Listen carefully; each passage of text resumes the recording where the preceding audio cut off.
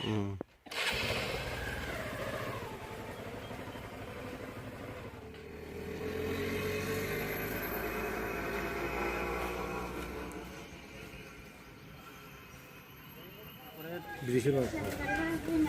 Bridge, হ্যাঁ, বৈষ্ণবের বাজারে যাওয়া একটা ব্রিজ, এটা বড় গাড়ি একটা গিয়া ভেঙে গেছে।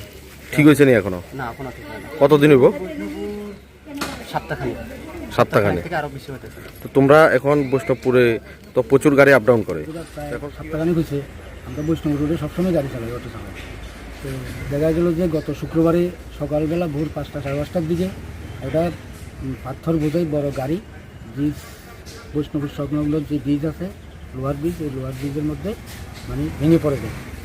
তো ভেঙে পড়ে যাওয়ার ফলে আমাদের গাড়িগুলো যাতায়াত করতে সম্ভব হচ্ছে না, যার ফলে আজকে 1 সপ্তাহ ধরে দুর্ভোগ ভোগ করতে হচ্ছে। এখনও পর্যন্ত এই ব্রিজ সারাইয়ের কোনো উদ্যোগ নেই। তো আমরা চাই এবং দাবি জানাই বৈষ্ণবপুর প্রশাসন বা সাতগ্রামবাসী প্রশাসনের কাছে এই ব্রিজ যেন তাড়াতাড়ি করা হয়।